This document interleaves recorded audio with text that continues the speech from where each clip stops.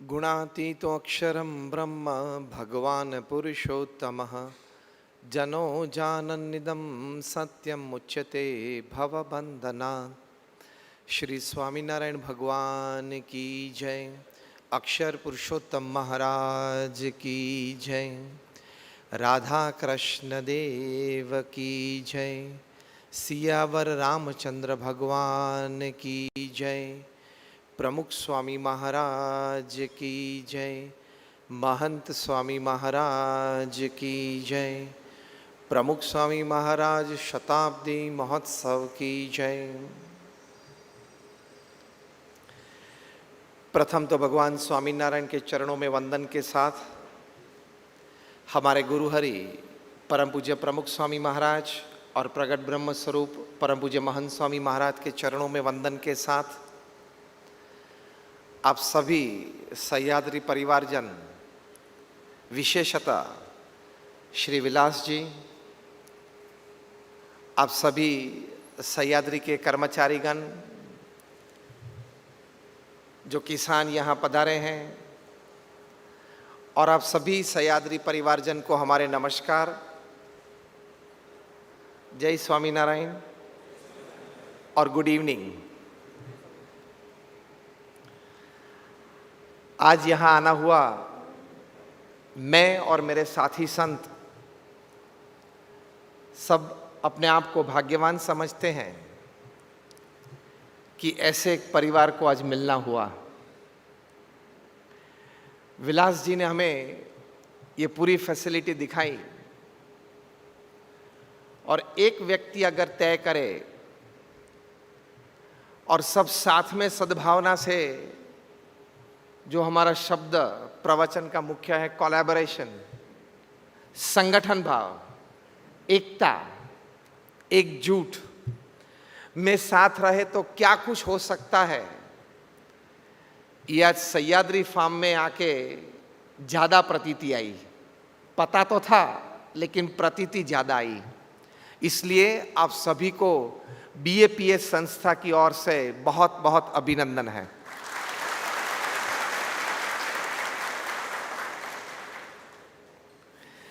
एक व्यक्ति ने, विलास जी ने एक नेम ली, अच्छी पढ़ाई की, मास्टर्स तक की एजुकेशन प्राप्त की, और एक विचार आया कि जब तक किसान अपनी जो खेत की पैदाश है वो खुद लेके बाजार में जाएगा, खुद ही सब कुछ करने का प्रयत्न करेगा, या तो खुद ही सब कुछ करना पड़ेगा, तब तक उसका विकास नहीं हो सकता।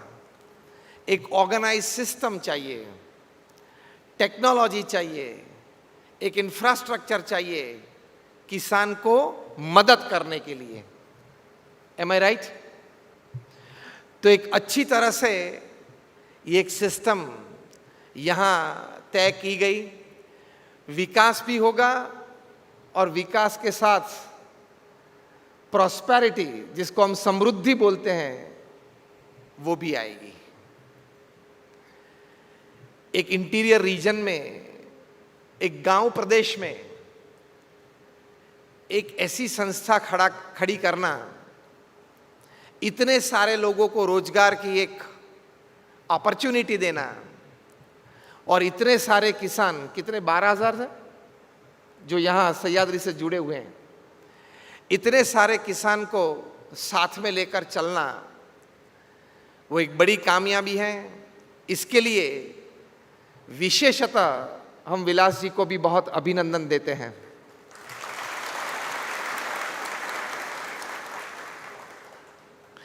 तो बात है जो प्रवचन में जो विषय दिया गया है, the power of collaboration. When you come together you can create. जब आप साथ में आते हो तब आप बहुत बड़ा सर्जन कर सकते हो। इतनी ताकत संगठन भाव में है, इतनी ताकत सिम्फनी में है, इतनी ताकत टीम वर्क में है। कोई भी प्रकार का, किसी भी हिसाब से एक कोऑपरेशन शुरू होता है, ट्रेमेंडस एनर्जी जनरेट होती है. Any type of coming together generates energy. Any type of coming together, it generates energy. It generates positivity. It generates work. It generates prosperity. It generates growth and all success in life. Am I right? तो इतनी ताकत है इसमें. और मैंने पूछा विलास जी से कि आपके एम्प्लॉयज में ग्रेजुएट या ग्रेजुएट से परे कुछ पढ़े हुए हैं, वे कितने हैं? तो बताया कि 70 से 80% यहाँ ग्रेजुएट या ग्रेजुएट से आगे पढ़े हुए हैं. ये भी एक बहुत बड़ी बात है. तो कोलैबोरेशन से क्या हो सकता है, हम जो मुख्य विषय की चर्चा करने जा रहे हैं, कि एक व्यक्ति से कुछ हो सकता है, 2 व्यक्ति साथ में आए तो कुछ ज्यादा हो सकता है, 3 व्यक्ति साथ में आए तो कुछ बेहतरीन हो सकता है, 4 व्यक्ति साथ में आए तो सिद्धि की सीढ़ियां शुरू हो जाती है. और फिर जैसे जैसे ज्यादा लोग साथ में आए, सभी की तरक्की होती है, प्रगति होती है, सफलता की ओर आप चल सकते हो. कोलैबोरेशन में जबरदस्त शक्ति है. कोलैबोरेशन में जबरदस्त पावर है. वो आप सभी ने भी महसूस किया होगा कि अगर आप यहां सह्याद्री फार्म अगर नहीं होता तो आप में से कहीं को यहां गांव में से शहर को जाना पड़ता, शहर में कोई नौकरी ढूंढने के लिए जाना पड़ता. आपको यहां अपने गांव में अपने गांव के विकास के लिए कुछ भूमिका अदा करने का ये एक मौका यहां बैठे जो मिला, वो ये एक कोऑपरेटिव सेक्टर यहां खड़ा हुआ. और हमने आज बधाई भी दी है, इच्छा भी व्यक्त की है और प्रार्थना भी की है कि सह्याद्री फार्म की जो ब्रांड वैल्यू है वो एक दिन अमूल के बराबर होनी चाहिए.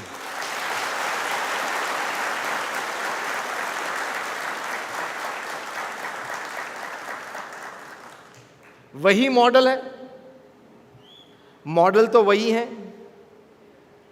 And growth is possible. तो कर सकते हैं. कभी डॉक्टर कुरियन साहब ने अमूल जब चालू की थी, शुरुआत के दिन थे, शुरुआत के वर्ष थे, तब इसी प्रकार की व्यवस्थाएं और यही मार्ग से आगे चले होंगे. हम वही मार्ग पे हैं जिस मार्ग से डॉक्टर कुरियन ने अमूल को एशिया की नंबर 1 ब्रांड बनाई. तो हम भी कर सकते हैं. If somebody can do, can I do? Yes और नो?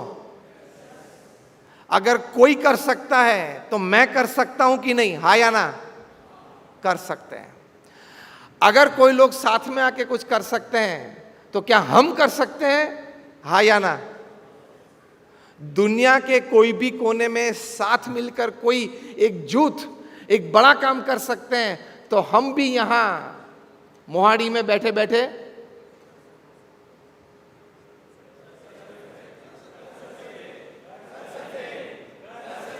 कर सकते हैं. The power of collaboration.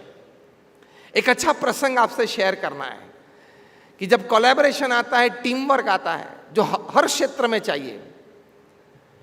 कोई भी क्षेत्र आप ले लो, वहां जब टीम वर्क आता है, कोलैबोरेशन आता है, साथ में रह के काम करना है, वो एक निर्णय होता है.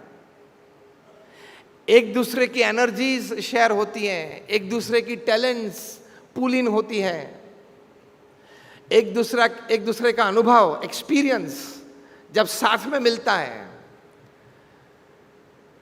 तब कितनी दूरी तक संस्था जा सकती है, क्या परिणाम प्राप्त कर सकते हैं, क्या नतीजा मिल सकता है, वो अकल्पनीय है.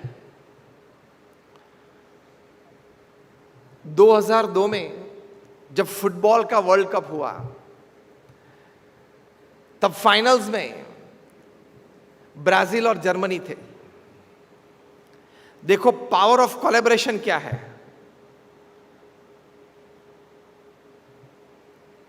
उस वक्त जर्मन डिफेंस बहुत स्ट्रांग था। जर्मनी के फुटबॉल टीम के captain mister Oliver can, he was the गोली ऑफ द जर्मन टीम। वो एक दीवार की तरह गोल के सामने खड़े रहते थे और जर्मन डिफेंस भी बहुत पावरफुल था, उनको पेनिट्रेट करना इतना आसान नहीं था। सामने ब्राजील अटैक भी बहुत पावरफुल था। तो it was a match in the history of football. उस वक्त तक 2002 तक सबसे ज्यादा व्यूअरशिप कोई एक स्पोर्टिंग इवेंट या कोई भी एक इवेंट को मिली हो तो वो ये 2002 वर्ल्ड कप फाइनल को मिली थी, क्योंकि ब्राजील अटैक में रिवेल्डो थे, रोनाल्डिनो थे और रोनाल्डो थे, तीन पावरफुल आर्स थे। और वहां उनके सामने जर्मन वॉल को पेनिट्रेट करना, वो डिफेंस को पेनिट्रेट करना वो भी मुश्किल था, नामुमकिन था। It was a match in the history of the tournament. First half तक कुछ नहीं हुआ, सेकेंड हाफ भी आधा चला गया तब कुछ नहीं हुआ। मतलब 70-75 मिनट की रमत पूरी हुई तब तक कुछ नहीं हुआ। Now Brazil attack was coming to its edge कि अभी कुछ तो 15 मिनट बाकी है, 90 मिनट की ये गेम होती है, कुछ तो करना पड़ेगा। अब देखो पावर ऑफ कोलैबोरेशन क्या है, टीम वर्क क्या है, साथ में मिलकर करना है तो क्या परिणाम प्राप्त कर सकते हैं। तो जर्मन डिफेंस में जो खड़ा हूं इस तरह से ओलिवर कैन खड़े थे, उनके लेफ्ट हैंड साइड से डीप में से रिवेल्डो अटैक लेके आया, मतलब बॉल लेके आया, जर्मन डिफेंस सामने आ गया। उन्होंने सोचा कि मेरे से ये गोल नहीं होगा। उसने वहां से पास किया सेंटर ऑफ द ग्राउंड में, रोनाल्डिनो लेके आए थे, रिवेल्डो को बीच में पास किया और रोनाल्डो जो मुख्य अटैकर था वो राइट में था।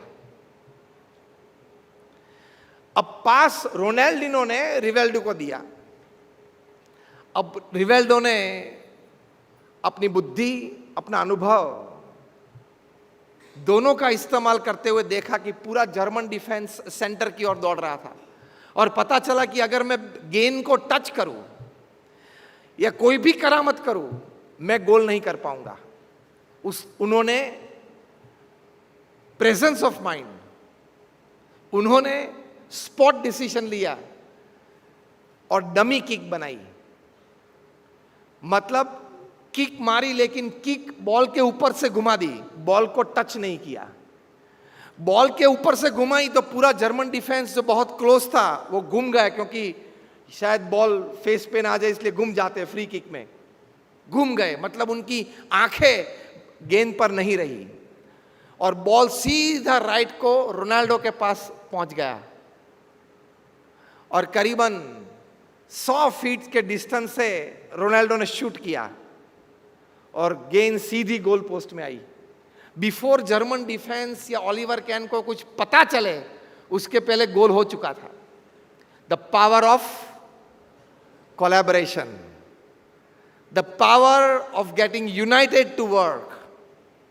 लेकिन ये दोनों पावर कहां से आते हैं? जब आप एक टीम प्लेयर बनते हो, व्यक्तिगत इच्छा कम कर देते हो, व्यक्तिगत तमन्नाएं को दबा देते हो और टीम की सोचते हो, सभी की सोचते हो, तभी ये संभव है, वरना ये संभव नहीं है। तो कहने की बात यह है कि साथ में आते हैं तो काम होता है। पावर ऑफ कोलैबोरेशन क्या है? साथ में आते हो तो काम होता है, परिणाम प्राप्त होता है, सिद्धियां मिलती हैं। इसकी ये ताकत है। बहुत बड़े मैनेजमेंट गुरु है स्टीफन कवी, उन्होंने एक बहुत अच्छा पुस्तक लिखा है, 7 habits of highly effective people. जो यहां कर्मचारी गण हैं, आप सब पढ़े लिखे हो, आप सभी को यह पुस्तक जरूर पढ़ना चाहिए। आप ऐसा करना कि यहां एक छोटी सी लाइब्रेरी भी डेवलप करना है ना, तो उसमें इस प्रकार के भी पुस्तक रखना शायद होंगे भी सही। तो इन्होंने लिखा है, स्टीफन कवी आया, वहां हार्वर्ड के एलमनाई थे। उन्होंने सोचा कि सक्सेस के लिए, सिद्धि के लिए कोई कॉमन फॉर्मूला तो बननी चाहिए, एक स्टैंडर्ड फॉर्मूला तो कुछ होनी चाहिए, और होगी भी सही, मैं उसको ढूंढ निकालता हूं।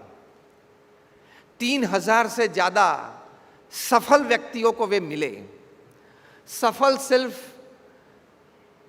अपने कार्य क्षेत्र में नहीं, सफल सिर्फ अपने सामाजिक क्षेत्र में नहीं, लेकिन पिता के रूप में या माता के रूप में सफल, भाई या बहन के रूप में भी सफल, अपने कार्य क्षेत्र में, अपने व्यापार में, अपने सामाजिक क्षेत्र में भी सफल, सभी क्षेत्र में सफल ऐसे 3000 व्यक्ति को मिले।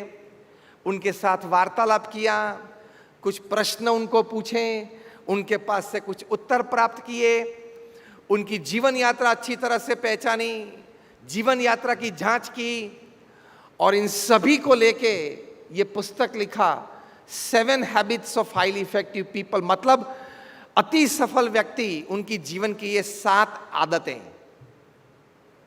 जो उन्होंने कॉमन सभी में देखी। ये माना जाता है कि ये पुस्तक मैनेजमेंट क्षेत्र में सबसे, आज तक लिखा गया था 80 की साल में, लेकिन आज तक सबसे ज्यादा अगर कॉपी बिकी हैं तो इस पुस्तक की। उसमें 7 आदतें, मैं डीप में नहीं जाता हूं, जो आज का विषय है, पावर ऑफ कोलैबोरेशन, उसमें जो 6th हैबिट है वो ठीक तरह से मैच होती है। उन्होंने बोला कि एक अच्छा नया शब्द उन्होंने कॉइन किया है, और वो है सिनर्जी। हम एनर्जी बोलते हैं, मतलब शक्ति, एनर्जी नहीं, सिनर्जी मतलब क्या? अब सुनना, सिनर्जी मतलब 2 या 2 से ज्यादा व्यक्ति जब साथ में आते हैं, साथ में काम करने का निर्णय लेते हैं, साथ में कुछ काम करना शुरू करते हैं, मतभेद भी होते हैं, कभी थोड़े मनभेद भी होते हैं, फिर भी यही तय करके बैठते हैं साथ में तो रहना ही है, साथ में ही काम करना है, कॉमन मिनिमम प्रोग्राम पे आ जाते हैं और वो काम करते हैं। वो काम जब सफल होता है, वो सफल काम में से जो आनंद मिलता है, वो आनंद के बाद और भी दूसरा काम साथ में मिलकर करे, वो एक एनर्जी मिलती है, उसको सिनर्जी बोलते हैं, पावर ऑफ कोलैबोरेशन। कि साथ में रहे, साथ में काम किया, सफलता मिली तो दूसरा प्रोजेक्ट भी साथ में करना है, साथ में करेंगे और दूसरी सफलता प्राप्त करेंगे। ये जो इच्छा हुई, इच्छा के बाद जो एनर्जी मिली, उस एनर्जी को सिनर्जी बोलते हैं। स्टीफन कवी इस पुस्तक में लिखते हैं कि सिनर्जी से उन्होंने शब्द प्रयोग किया है कि you can attain unimaginable Heights, अकल्पनीय सिद्धि आप हासिल कर सकते हैं। क्योंकि सभी की एकेडमिक्स, सभी की टैलेंट्स, सभी के एक्सपीरियंसेस, सभी के नो हाउस, सभी के प्लेटफॉर्म्स, सभी के बैक सपोर्ट सिस्टम्स सब पुल इन होती हैं और वो एक वास्ट पूल बनता है। तो ये कोलैबोरेशन से इतना बड़ा काम होता है। तो ये 3000 सफल व्यक्तियों ने स्टीफन कवी को ये बताया कि हमारी सिद्धि का रहस्य है हम कहीं लोगों को साथ में लेकर चल सके। सिद्धि का रहस्य क्या बताया? कि कहीं लोगों को हम साथ में लेकर चल सके। अकेले आप टैलेंटेड हो, आप कुछ कार्य कर सकते हो, साथ में आए तो बड़ा कार्य कर सकते हो। अंग्रेजी में एक बहुत अच्छी कहावत इसके लिए है, individual talents can win matches but only efficient team work can win tournaments. एक दो व्यक्ति अच्छी तरह से परफॉर्मेंस दे दे तो कभी आप मैच जीत सकते हो, लेकिन टूर्नामेंट अगर जीतनी है, मतलब 5-7 गेम जीत के फिर टूर्नामेंट जीतनी है, विनिंग कप अपने हाथ में पकड़ना है, तो टीम वर्क चाहिए। ये कोऑपरेटिव सेक्टर जहां आप काम कर रहे हो वो टीम वर्क और कोलैबोरेशन से चलता है। इंडिविजुअल टैलेंट कितनी भी हो, अब ये सुन लेना ठीक से, इंडिविजुअल एकेडमिक्स कितना भी हो, मैंने बोला छोटी सी सफलता प्राप्त कर सकते हैं, अपना जीवन गुजारा कर सकते हैं, लेकिन बड़ा इतना काम करना है समाज में, तो इंडिविजुअल टैलेंट्स को साथ आना पड़ता है। इंडिविजुअल टैलेंट्स कितनी भी अच्छी हो, लेकिन अगर ठीक तरह से गेम प्लान और मैच प्लान या वर्क प्लान अगर अच्छी तरह से सोची नहीं, तो आप कितने भी टैलेंटेड प्लेयर्स आपके टीम में हैं तो भी आप T20 वर्ल्ड कप में पाकिस्तान के सामने 10 विकेट से हार जाते हो। टैलेंट कम नहीं थी, हां, भारत के पास टैलेंट कम नहीं थी। केएल राहुल ले लो, रोहित शर्मा ले लो, विराट कोहली ले लो, one of the most powerful batting lineup in the world. Talent बहुत थी। हम ये नहीं कहते हैं कि टीम वर्क नहीं था, हम ये नहीं कहते कि यूनिटी नहीं थी, हम ये कहना चाहते हैं कि टैलेंट कितनी भी हो, कभी कोई टैलेंट खिल जाती है, काम कर लेती है, तो आप मैच जीत भी लेते हो, लेकिन टूर्नामेंट जीतने के लिए आपको टीम वर्क और कोलैबोरेशन चाहिए, वरना आप टूर्नामेंट नहीं जीत सकते हो, लंबे तक नहीं चल सकते हो। Individually you can be attacked, collectively you have a powerful defense। हाँ या ना?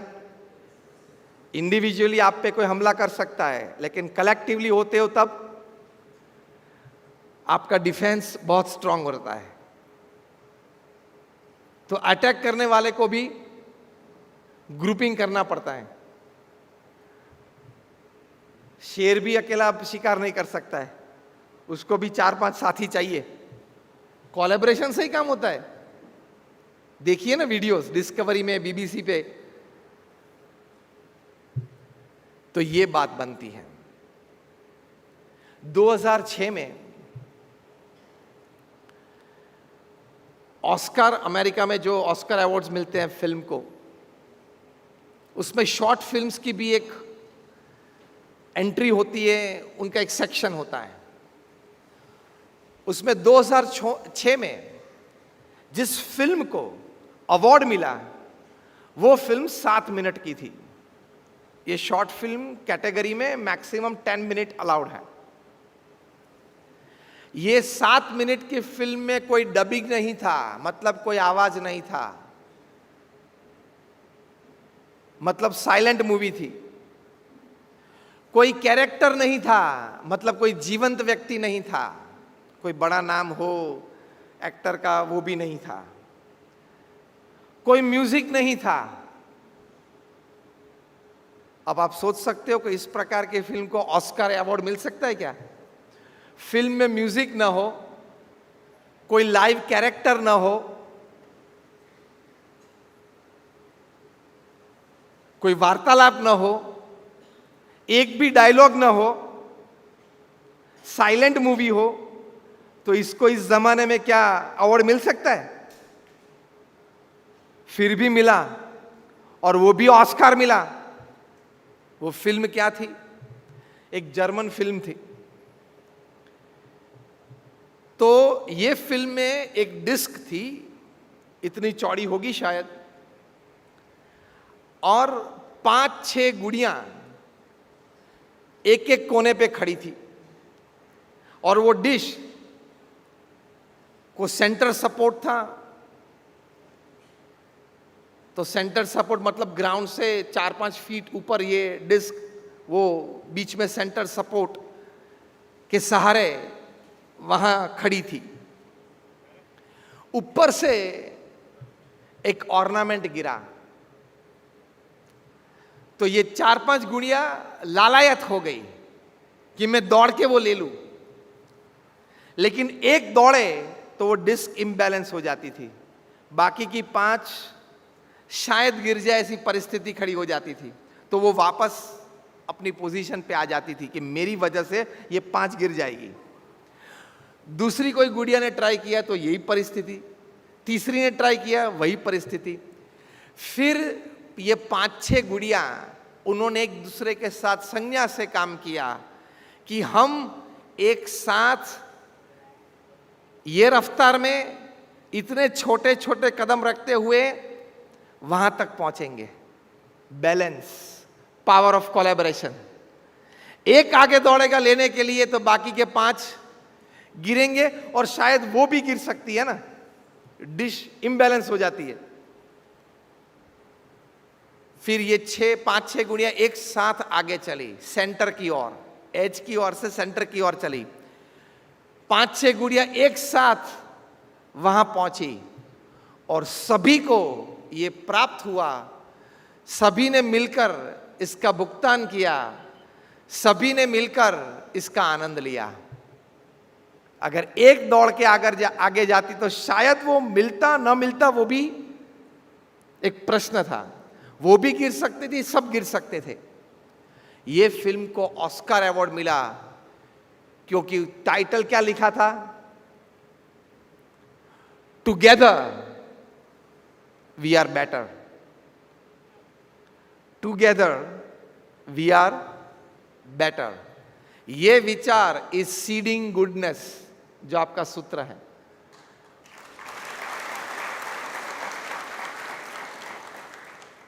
गुडनेस का आप जब अपने अंतर में विचार की दृष्टि से, भावना की दृष्टि से उसका बीज बोते हो, सीडिंग गुडनेस। और वो गुडनेस क्या है? अनेक प्रकार की गुडनेस है, लेकिन आप सभी के लिए, सह्याद्री परिवार के लिए प्रथम गुडनेस क्या है? जो ये जर्मन फिल्म का टाइटल था, together we are better, together we are better. वो प्रथम गुडनेस कोऑपरेटिव सेक्टर में सीडिंग आपके हृदय में आपको करना है। वो सीडिंग गुडनेस सिर्फ पढ़ना नहीं है, लेटर पैड पे सिर्फ उसको वो छपा हुआ इसलिए पढ़ते हैं वो नहीं है। You have to seed goodness in your hearts and minds that together we are better. साथ में हैं तो हम सब समृद्ध हैं। तो मैंने आपको एक फुटबॉल का दृष्टांत दिया, मैंने आपको एक मैनेजमेंट एक्सपर्ट की राय दी, मैंने आपको एक जर्मन फिल्म को ये अवार्ड मिला उसकी बात की। इन तीनों बातों से एक बात स्पष्ट होकर हमारे सामने आती है, और वो है जो अमेरिका के प्रेसिडेंट जॉन एफ कैनेडी ने अपने प्रथम प्रेसिडेंशियल एड्रेस में कहा था, united we stand and divided we fall. United we stand and divided we fall. This is called power of collaboration. हम साथ में रहेंगे तो हम खड़े रह पाएंगे। कहां? तकलीफों के सामने, कहां? अपनी प्रगति की राह पे। और अगर टूट जाएंगे, बिखर जाएंगे, तो सभी को पूरे जीवन तक शायद अफसोस हो सकता है, सभी को आर्थिक क्षेत्र में भी बड़ा घाटा आ सकता है, कई लोग अपनी रोजगारी भी खो सकते हैं। United we stand and divided we fall. लेकिन एक कम नसीबी मैं आपको बताऊं, थोड़ी सी कम नसीबी, और वो क्या है? एक कहावत है, 1 इंडियन इक्वल टू 3 जापानीज। मतलब एक भारतीय है, उसमें इतनी ताकत है, इतनी श्रद्धा है, एक एटीट्यूड है कि वो 3 जापानीज का काम अकेला कर सकता है। ये कहावत को आगे ले जाते हैं, 2 इंडियंस इक्वल टू 1 जापानीज। ये कैसी फॉर्मूला हुई? 1 इंडियन इक्वल टू 3 जापानीज। तो 2 इंडियन मतलब कितना होना चाहिए? लीनियर इक्वेशन से बोले 6 होना चाहिए। ये कहावत बनी है बहुत समझ के, इसलिए मैंने बोला थोड़ी कम नसीबी है। 1 Indian equal to 3 Japanese, but 2 Indians equal to 1 Japanese. मतलब जब 2 हम साथ में आते हैं तब एक दूसरे की टांग खींचते हैं, अपना अभिप्राय छोड़ने के लिए तैयार नहीं होते हैं, अपनी मनमानी करने का प्रयत्न करते हैं, मैं जो कहूं वो सही है उसका आग्रह रखते हैं। I am more educated and more intelligent than you, so you should obey me. मैं आपसे सह्याद्री फार्म में ज्यादा सीनियर हूं, आप मेरे हाथ नीचे काम कर रहे हो तो आप ठीक है एक बार अपना अभिप्राय बताएं, लेकिन फाइनली तो आपको मेरा ही अभिप्राय स्वीकार करना पड़ेगा।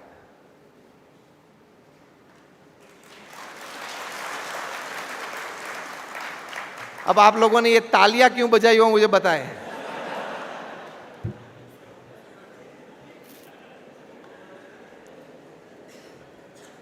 यहां पावर ऑफ कोलैबोरेशन टूटता है, कोलैबोरेशन टूटता है। तो 2 इंडियन मतलब 1 जापानीज, मतलब 2 साथ में आते हैं तो इस प्रकार की जो मैंने अभी वर्णन किया परिस्थिति खड़ी होती है। तो कितना काम कर पाते हैं? सिर्फ 1 जापानीज जितना काम कर पाते हैं, क्योंकि आधा समय किसमें बिकता है? बाजू वाले का, मतलब मेरे साथी का, मेरे साथी कर्मचारी का बुरा दिखाने में, बुरी रिपोर्ट ऊपर भेजने के लिए।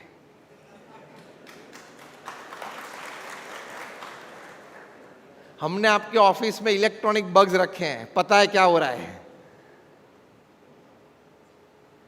90% तो ऐसी संस्थाएं में सब कुछ अच्छा चलता है, ठीक चलता है, इसीलिए तो इतना विकास दिखता है इतने कम समय में। 6-7 साल हुए, लेकिन जो 10% कमी रह जाती है उसकी बात मैं करता हूं। करनी चाहिए ना विलास जी? और ये कहावत में तीसरा भाग क्या है पता है? 3 इंडियंस इक्वल टू 0। लेकिन सह्याद्री फार्म में आज मैं देखता हूं कि ये कहावत आप सभी ने मिलके उसको गलत साबित की है।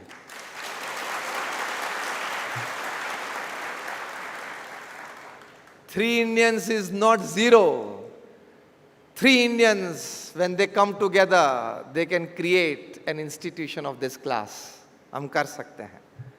तो ये सब कहावत पुरानी है। कोई आपको बोले तो बोलना कि कभी हमारे सह्याद्री फार्म में कोई सभा हुई थी, वहां कोई संत आए थे, उन्होंने हमने ये कहावत के बारे में ठीक तरह से समझ करवाई थी।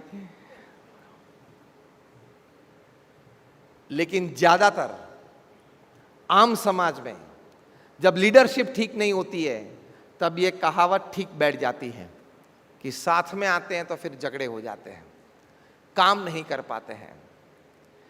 क्योंकि एटीट्यूड हमारा क्या रहता है? मैं सही हूं, आप गलत हो। समझना किसको है? नहीं, किसको है? आपको।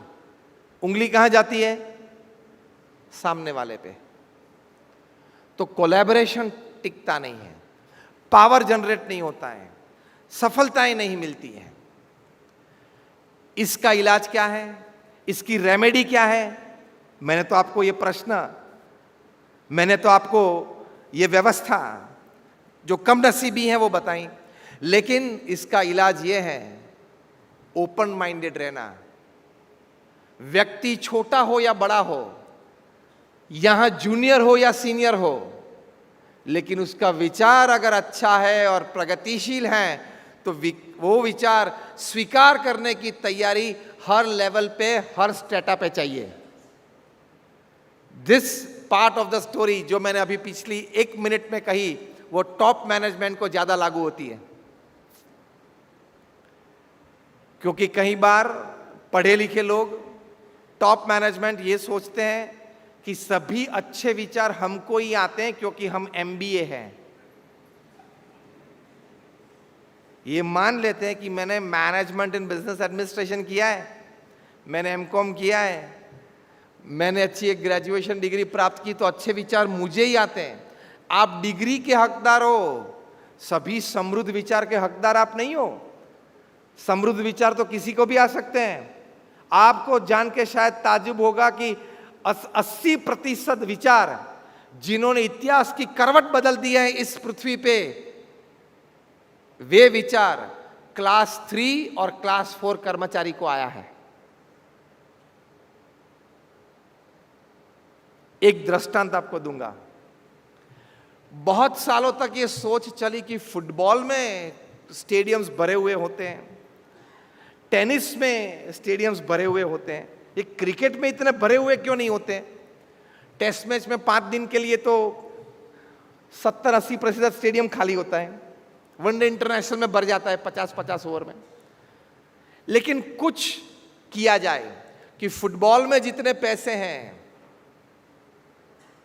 टेनिस में जितने पैसे हैं, उतने पैसे क्रिकेट में हम कैसे ला सके। चर्चाएं चली वहां आईसीसी में, इंग्लैंड में। 3-4 घंटे की चर्चा के बाद कुछ अच्छे नतीजे पे नहीं आ सके। बन सकता है, कभी चर्चाएं चलती है लेकिन एक परिणाम पे नहीं आ सकते। तो एक क्लास 3 कर्मचारी, क्लर्क जिसको बोलते हैं, वो बाहर बैठे थे। उन्होंने कहा मीटिंग के बाद कि मेरे पास एक अच्छा सुझाव है, मैं कहूं? क्योंकि इस कक्षा के कर्मचारी को परमिशन तो लेनी पड़ती है कुछ बोलने के लिए टॉप मैनेजमेंट को। उन्होंने कहा कि आप क्रिकेट मैच 20 ओवर की कर दो, तो जितने पैसे फुटबॉल में हैं और टेनिस में है, क्रिकेट में आ जाएंगे। तो मेरे और आपके जैसे कोई वहां होंगे, उन्होंने कहा ठीक चल रहा है तेरा, ये 50 ओवर में से तो 20 ओवर की करनी है क्या? उन्होंने बोला सर, लोगों के पास 3 घंटे हैं देखने के लिए, 6-8 घंटे नहीं है। स्टेडियम भरा हुआ चाहिए, तो बोले हाँ। टिकट आपके भाव से आपको बिकानी है, तो बोले हाँ। स्पॉन्सरशिप मनी बड़े चाहिए, तो बोले हाँ। प्लेयर्स और टीम्स और मैनेजमेंट सभी को रिच बनना है, तो बोले हाँ। 2020 इज द ओनली ऑप्शन। फिर इस पे सोच चली। फिर तय हुआ कि नहीं, चलो T20 खेलते हैं, और T20 चालू हुआ। पूरी क्रिकेट को रिवॉल्यूनाइज कर दिया कि नहीं? फुटबॉल और टेनिस में जितने पैसे इतने आ गए ना, क्या टीम्स बिकती हैं, प्लेयर्स क्या बिकते हैं, 10 करोड़, 50 करोड़, 25 करोड़ में एक प्लेयर बिकते हैं। जो प्लेयर शायद पूरी जिंदगी क्रिकेट खेलता तो इतने पैसे नहीं मिलते, उतनी एक IPL सीजन में उसको मिलते हैं। Power of collaboration and acceptance of thought from the smallest person. मैं जिस संस्था से आता हूं, BAPS स्वामीनारायण संस्था, जो एक विश्व में समाज सेवा संस्था में जिनका धार्मिक बेस है, इस प्रकार की संस्थाओं में पूरी दुनिया में प्रथम 10 में से एक संस्था है। आप सभी ने शायद अक्षरधाम देखा होगा, देखा है गांधीनगर या दिल्ली में? जस्ट रेज योर हैंड्स, आपने अक्षरधाम देखा हो तो। कई लोगों ने देखा है। उस संस्था से मैं आता हूं। हमारे गुरु हरि जो प्रमुख स्वामी महाराज, जिनका शताब्दी महोत्सव मना रहे हैं, उन्होंने इस संस्था को विश्व फलक पर रख दी। सिर्फ 50 साल में प्रमुख स्वामी महाराज ने 1300 संस्थाएं खड़ी की। 1300 institutions in 50 years in our organisation. मतलब 1300 hospitals, hostels, schools, colleges, community centres, religious places and Akshardhams in just 50 years। मतलब हर 15वें दिन प्रमुख स्वामी महाराज ने एक संस्था की भेंट समाज को दी। हर 15वें दिन एक इंस्टीट्यूट खड़ी करना मतलब क्या? अरे एक शेड भी खड़ा नहीं होता है हर 15वें दिन। जमीन के संपादन से लेके लीगल प्रोसेस क्लियर करते हुए, हम नॉन प्रॉफिट ऑर्गेनाइजेशन है तो फंड रेजिंग करते हुए, टेंडर्स डिश आउट करते हुए, कॉन्ट्रैक्टर्स तैयार होते हैं, कंस्ट्रक्शन पूरा होता है हॉस्पिटल, हॉस्टल, स्कूल, कॉलेज, मंदिर का, और उसका उद्घाटन समारोह निर्मित होता है और वो समाज को भेंट वो संस्था हो जाती है। हर 15वें दिन प्रमुख स्वामी महाराज ने ये समाज को एक संस्था दी। वो कैसे हुई? संगठन भाव से, सुहृद भाव से, एकता के भाव से, जिसको हम बोलते हैं द पावर ऑफ कोलैबोरेशन। हम 1200 संत हैं, हमारे यहाँ हार्वर्ड से एमबीए हुए हैं ऐसे भी संत हैं, और आदिवासी के झोपड़े में से आए हैं ऐसे भी संत हैं।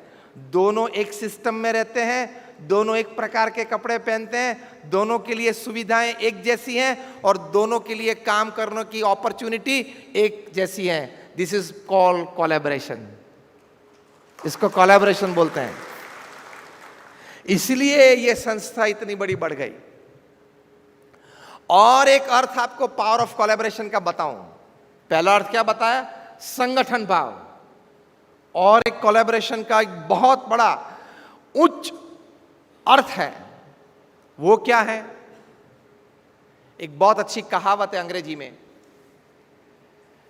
when nobody in the team wants the credit of the work, you can't imagine to which level that team can work. आपने साथ में मिलकर काम किया और एक बड़ी उपलब्धि आपने प्राप्त की, लेकिन टीम में कोई मेंबर क्रेडिट लेने के लिए तैयार नहीं है कि मेरी वजह से यह हुआ है। जब टीम में यह भावना आएगी, पूरे सह्याद्री परिवार में यह भावना आएगी, थोड़ी थोड़ी है और भी ज्यादा है, लेकिन सर्वोच्च भावना यह आएगी कि मैं एक टीम प्लेयर हूं, मैंने काम किया फिर भी क्रेडिट किसी और को मिले तो भी वो सह्याद्री परिवार का मेरा ही भाई है, मेरी बहन है। ऐसा भाव जब आपके अंतर में प्रकट होगा, ये कोलैबोरेशन बोलते हैं। ये कोलैबोरेशन की एक उच्च भावना मैंने आपको बताई। I don't care who gets the credit, I only care for success of our team.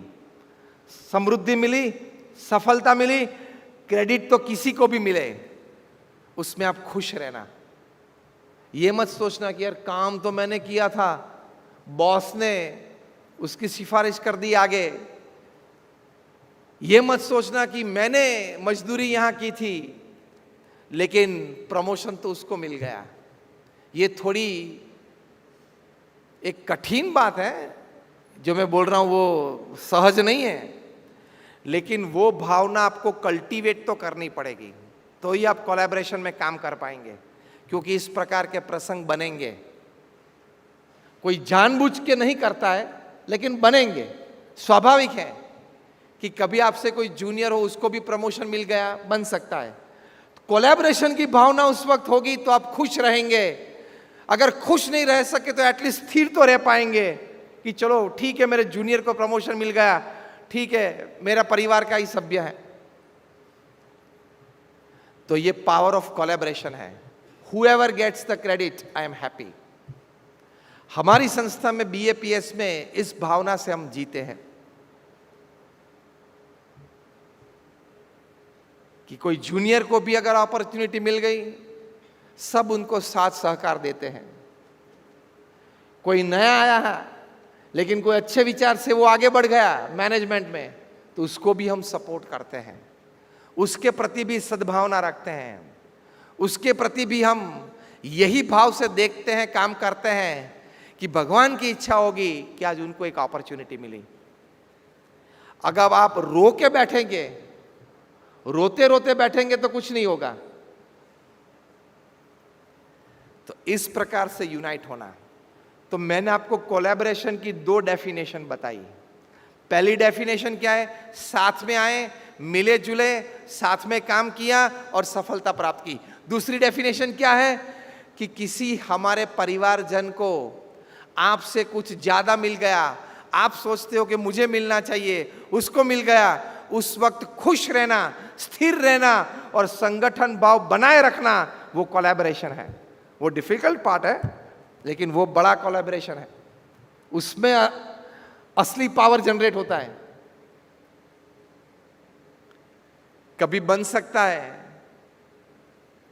कि पूरी जिंदगी तक आप काम करें तो भी आप नंबर 2 पोजीशन पे अपने कार्य क्षेत्र में रहे, नंबर 1 कभी ना बन पाए।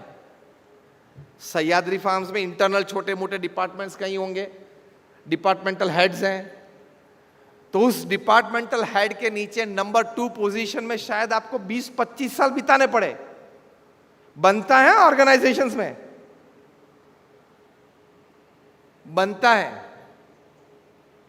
उस वक्त अपने आप को स्थिर रखना, संगठन भाव का सोचना, संस्था की सोच रखना, ये बड़ा कोलैबोरेशन है। It's one of the highest levels of collaboration. इसका एक और अर्थ में हमारे गुरु प्रमुख स्वामी महाराज कहते थे, उनके शब्द मैं आपके पास रखता हूं, इनटू इन्वर्टेड कॉमास, उनको वर्ड टू वर्ड नहीं लेकिन लेटर टू लेटर कोट करता हूं। प्रमुख स्वामी महाराज कहते थे, जहर खा के भी एकता भाव रखना पड़ेगा। क्या कोलैबोरेशन की बात है, किस लेवल की collaboration. If you have to take poison just because to keep unity and collaboration, you will have to take poison. मतलब स्थूल भाव में पॉइजन लेके मरना नहीं है, लेकिन अपमान सहन करना वो एक पॉइजन के बराबर होता है। अपना हक होता है कि अब मेरी बारी है नंबर 1 अपने डिपार्टमेंट में बनने की, मेरा प्रमोशन जारी है, और कोई आ गया, बाहर से आया तो थोड़ा सहन कर सकते हैं, अंदर से पीछे से अगर कोई आ गया तो बड़ी तकलीफ होती है। वो जहर पीना होता है, इट्स लाइक पॉइजन। तो वो सहन करते हुए भी आप संगठन भाव से साथ में रहें तो बड़ा पावर जनरेट होता है। हम बीएपीएस में इस भाव से काम करते हैं। Respect the chair and you will naturally respect the person sitting on the chair. इस प्रकार की संस्था में क्या देखते हैं कि इस कुर्सी पे जो बैठा है वो मेरा बॉस है। वो भावना कब आती है, कुर्सी जो है मैं उसको रिस्पेक्ट करूंगा। रिस्पेक्ट द चेयर, व्यक्ति तो कोई भी बैठे, जिसके नसीब में हो, जिसको कुछ अपॉर्चुनिटी मिल गई वो बैठ गया, लेकिन इस कुर्सी पे जो बैठा उसको रिस्पेक्ट करना है। वो मेरे से जूनियर भी हो सकता है, मेरे से कम पढ़ा भी हो सकता है, मेरे से अनुभव में भी कम हो सकता है, लेकिन अभी टॉप मैनेजमेंट ने उसको सिलेक्ट करके बिठा दिया है, तो उसको नमन करना, that is power of collaboration. उसको कोलैबोरेशन बोलते हैं। ये थोड़ी गहराई पे आपको ले जा रहा हूं। बहुत आपको सोच भी देनी पड़ेगी, बहुत आपको इसके पीछे अपने आप को, अपनी पूरी पढ़ाई, अपने पूरे अनुभव को, अपनी पूरी भावनाओं को इसके पीछे लगानी पड़ेगी, तो ये बात को आप अच्छी तरह से समझ पाएंगे। हमारे अभी जो गुरु हरि है महंत स्वामी महाराज, वे हमें इस प्रकार का संगठन भाव सिखाते हुए उनके शब्द में वे कहते हैं कि जब आप संगठन भाव रखते हो तब आश्चर्य सर्जित होते हैं। उनके शब्द में यू प्रोड्यूस मिरेकल्स। और वो मिरेकल एक क्या है, वो आप सभी ने देखा है सह्याद्री में कि 6-7 साल में आप कहां तक पहुंच गए टर्नओवर। 750 करोड़ का टर्नओवर 7 साल में हो गया। आज मैं जब विलासिया में घुमा रहे थे पूरे आपकी संस्था में, तब मैंने एक गोल उनको दिया है कि इसी संगठन भाव से आप चलेंगे तो अभी आप 7 साल में तो 750 करोड़ के टर्नओवर तक पहुंचे, 2025 तक एक जीरो पीछे लगना चाहिए।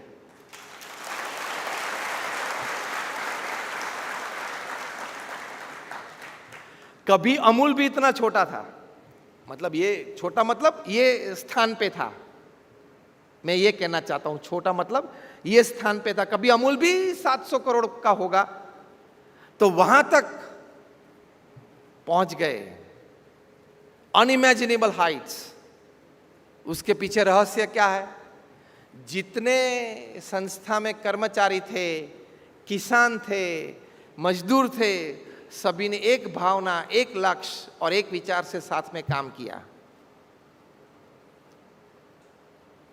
तो आप भी अमूल तक जा सकते हो। आप में से कितने की इच्छा है कि हमारी सह्याद्री अमूल की कक्षा की बन जाए? हाथ ऊंचा करें। सभी के हाथ ऊंचे हैं। यही देखना है। मैं तो देख के चला जाऊंगा, ये दृश्य विलास जी को जिंदगी भर याद रहेगा। जो अभी देखा कि हाँ, अमूल की जब बात आई तब सभी ने हाथ ऊंचे किए थे कि सह्याद्री को भी अमूल तक पहुंचाना, और पहुंचा सकते हो। एक अंध व्यक्ति हिमालय सर कर सकता है। A blind man reached Everest. एक अंध व्यक्ति एवरेस्ट तक पहुंच सकता है। तो आप यहां बैठे एक संगठन भाव से सह्याद्री अमूल तक नहीं पहुंच सकती?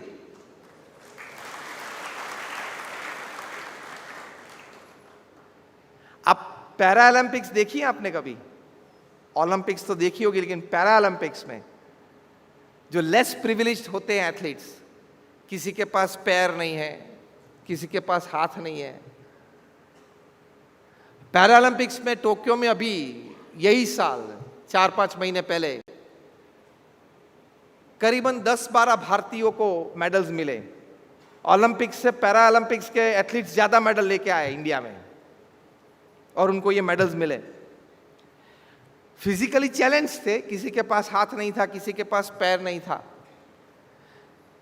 तो शूटिंग में एक भारत के रमतवीर, एक लड़की को मेडल मिला, तो एक हाथ था ही नहीं, एक हाथ से ही शूटिंग, वैसे भी एक हाथ से करते हैं, लेकिन बैलेंस और इक्विलिब्रियम के लिए सेकेंड हैंड की मूवमेंट और प्लेसमेंट बहुत जरूरी होती है। मेडल लेके आई। एक पैर नहीं होता है, एम्प्यूटेड हो गया होगा शायद कोई एक्सीडेंट में, ये वो है, तो प्रोस्थेटिक लिम्ब से दौड़ते हैं, और हम लोग जहां जितने यहां बैठे हैं ना, उससे ज्यादा अच्छी तरह से और फास्ट दौड़ सकते हैं। ट्रेन किया अपने आप। ये बात कहने की वजह इतनी है कि मैं आपको तीसरे क्षेत्र में ले जाता हूं कोलैबोरेशन में, कि आपके जीवन में व्यक्तिगत रूप में शायद कोई डिसेबिलिटी हो, विचार की डिसेबिलिटी हो, एटीट्यूड की डिसेबिलिटी हो, कार्य करने की क्षमता में कोई डिसेबिलिटी हो, लेकिन जब आप साथ में रहेंगे तो एक दूसरे की डिसेबिलिटी एक दूसरे की एनर्जी से एक मेक हो जाएगी, मतलब वो पूरक हो जाएगी, और आप सभी कंप्लीट हो जाएंगे, सभी को ही कंप्लीट हो जाएगा। ये कोलैबोरेशन की तीसरी बात। क्या? फिर से एक वाक्य में दोहराता हूं। तीसरा क्षेत्र कोलैबोरेशन क्या क्या है? कि व्यक्तिगत रूप में शायद कोई अपने में खामी होगी, कोई कम पढ़ा लिखा होगा, कोई की कार्यक्षमता कम होगी, किसी का अभिगम कार्य के प्रति थोड़ा कमजोर होगा, लेकिन साथ में रहेंगे तो एक दूसरे की शक्ति एक दूसरे की पूरक बन जाएगी और आप प्रगति कर पाओगे। आपको कभी महसूस ही नहीं होगा कि मेरी ये कोई खामी है मेरे जीवन में, मेरे में कुछ कमी है, ऐसी कोई अनुभूति आपको कभी नहीं होगी जब आप साथ में रहकर काम करते हो। तो ये कोलैबोरेशन की तीसरी बात। और आखिर बात आपको ये करनी है, हम जहां इस प्रकार की संस्था में या इस प्रकार की कोई एस्टैब्लिशमेंट में जाते हैं, तब जरूर ये कहते हैं कि साइंटिफिकली ये बात प्रूव हुई है, जब आप भगवान को प्रार्थना करते हो, काम शुरू करने से पहले जब आप भगवान को प्रार्थना करके काम शुरू करते हो, तब उनके आशीर्वाद आपको जरूर रहते हैं। ये Harvard, Stanford, Carnegie Mellon, Yale ऐसी बड़ी बड़ी इंस्टीट्यूट्स में ये रिसर्च हुई है कि जब वर्कर्स सब काम में शुरू होते, कितने बजे काम शुरू होता है यहां? कितने बजे? 9 बजे। तो 9 बजे काम करने से पहले एक सामूहिक प्रार्थना का कुछ आयोजन, अगर एक जगह पे, क्योंकि इतना बड़ा कैंपस है, सभी को एक जगह पे बुलाना वो लॉजिस्टिकली सेट नहीं होगा, लेकिन ऐसा करना, सभी डिपार्टमेंट्स में आपकी ऑडियो सिस्टम लगी हुई है कि एक सेंट्रल रूम में से आप कोई प्रार्थना बजाएं, हर डिपार्टमेंट में जो कर्मचारी पहुंच गए अपने अपने डिपार्टमेंट में, पूरे एस्टैब्लिशमेंट में, वहां सब खड़े होके वो प्रार्थना में जुड़ जाए। और प्रार्थना में भी इस प्रकार का भाव रखना कि हम साथ में रह के अच्छी तरह से काम कर सकते हैं। हमने बड़े बड़े एस्टैब्लिशमेंट्स में देखा है कि समूह प्रार्थना करते हैं। सूरत में कहीं, हमारे गुजरात में सूरत में कई ऐसी कंपनीज है, वहां 18,000, 25,000, 30,000 लोग एक एक डायमंड कंपनी में काम करते हैं, डायमंड पॉलिशर्स। वहां एसआर के श्री रामकृष्ण एक्सपोर्ट्स बहुत बड़ी कंपनी है, 18,000 लोग वहां काम करते हैं उस डायमंड कंपनी में। लेकिन काम शुरू होने से पहले रोज 5 मिनट के लिए वे लोग प्रार्थना में साथ में जुड़ते हैं। उनको ये अनुभूति होती है कि हम एक भाव से, एक दूसरे को मदद की भावना से साथ में रहने की एक शक्ति ये हमें प्रार्थना से मिलती है। और ये सभी का अनुभव है और बड़ी बड़ी रिसर्च में ये प्राप्त हुआ है। तो एक ये प्रयोग कल से चालू कर देना। ये सजेशन, ये सुझाव आपको कैसा लगता है? हाँ या ना? अमूल की बात आई और जिस तरह से आपने हाथ ऊंचे किए थे उस तरह से इसमें नहीं किए। ये सुझाव आपको कैसा लगता है? तो कल से ये शुरू करना। And see the power of prayers, invoke God and invoke prayers and you see the results of it. साथ में ये भी रखना कि व्यसन मुक्त रहना। अब बात आई।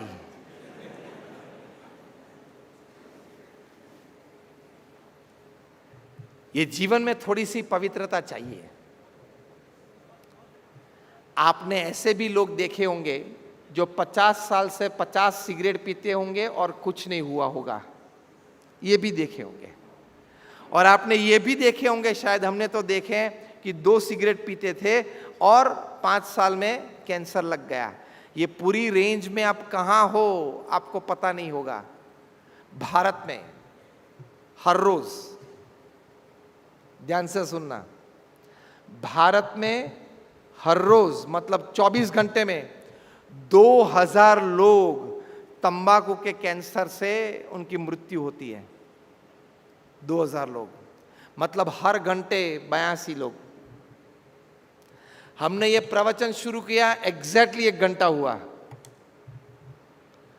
तो भारत में से 82 मतलब 82 पीपल, उनको तंबाकू से कैंसर से मृत्यु हो गई।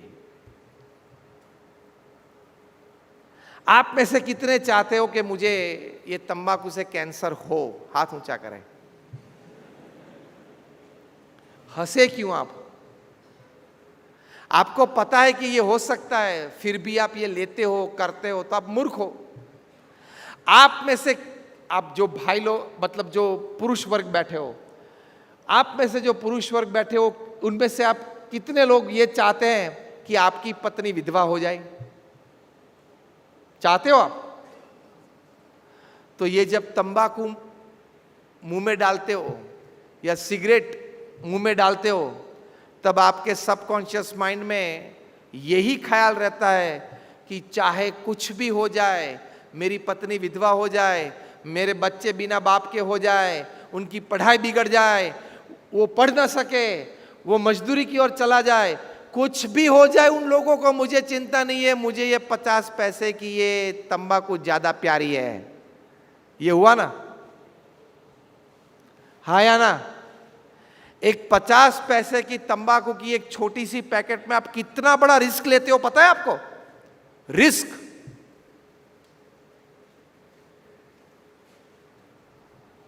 आप लेते हो किसी भी प्रकार का तो आप मूर्ख हो। ये एसआरकी की जो मैंने बात की, ये अंतिम बात पूरी करते हुए मैं पूरा करता हूं कि ये एसआर के श्री रामकृष्ण एक्सपोर्ट्स, उनके मुख्य व्यक्ति है श्री गोविंद भाई। उन्होंने ये नियम रखा है कि 18,000 कर्मचारी जो है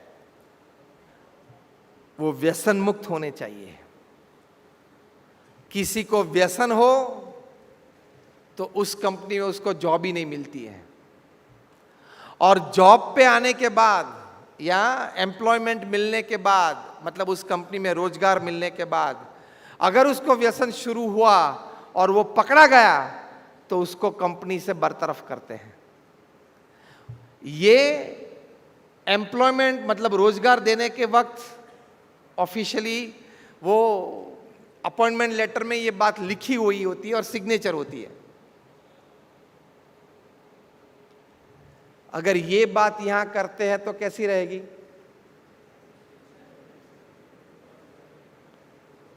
मर गए नहीं? हम तो आपके अच्छे के लिए बात करते हैं। आपने कोई संत को बुलाया है बात करने के लिए, तो हम आपके अच्छे के लिए बात करेंगे। पहली दफ़ा हम जीवन में मिलते हैं, दूसरी दफ़ा मिले न मिले भगवान की इच्छा, लेकिन आज आए हैं तो आपको जो सही बात है वो करनी है। अच्छी अच्छी बड़ी बड़ी बातें तो ठीक है करते हैं, लेकिन जो सही बात है आपके जीवन के लिए, आपकी प्रगति के लिए, उन्नति के लिए, आपकी सुखाकारी के लिए, वो बात हम करेंगे। आप जो तंबाकू लेते हो, आपको धर्मपत्नी को पसंद है, हाँ या ना? बोलते क्यों नहीं हो? खाने के वक्त तो प्रेम से खाते हो, तभी अभी क्यों मुंह बंद हो गया जवाब देने में? बताएं, अच्छा लगता है या नहीं? जोर से बोले। आपके बच्चों को अच्छा लगता है, तो फिर आप क्यों लेते हो? और कभी कुछ दर्द हुआ, डॉक्टर के पास गए और डॉक्टर ने जांच करके इतना ही बताया कि आपको कैंसर है, 3rd स्टेज में या 4th स्टेज में है, आपके पास अभी सिर्फ 2 महीने हैं, तब रोना भी नहीं आएगा। तब आपको ये बात याद आएगी। जब डॉक्टर बोल देंगे कि आपके पास सिर्फ 2 महीने हैं, 2 महीने के बाद आपकी मृत्यु हो जाएगी क्योंकि 4th स्टेज कैंसर है आपको, तब रोना भी नहीं आएगा। इतना अच्छा जीवन भगवान ने दिया है, 70-80 साल का परिवार आप सभी को दिया है। ये सैयदी फ्राम्स, इतनी अच्छी एक संस्था में आप काम करते हो, मतलब आपका एक भविष्य सुरक्षित अच्छा है, तो क्यों अपने आप को जानबूझ के आप डुबा देते हो? तो ये थोड़ी बातें थी, पावर ऑफ कोलैबोरेशन की बातें थी, थोड़ी जीवन शुद्धि की आपको बात की, भगवान में श्रद्धा की बात की। आप सभी के लिए हम आज प्रार्थना करते हैं, आप सभी की व्यक्तिगत तरक्की भी बहुत हो। आपकी ये संस्था सैयदी फ्राम्स, ये सह्याद्री फार्म्स, इसकी भी तरक्की बहुत हो, अमूल की कक्षा तक पहुँचे, और जब पहुँचेंगे तब दोबारा एक बार ये प्रसंग करेंगे, ये बात याद करेंगे। आप सभी के लिए, आप परिवार के लिए खूब खूब प्रार्थना। जय स्वामीनारायण।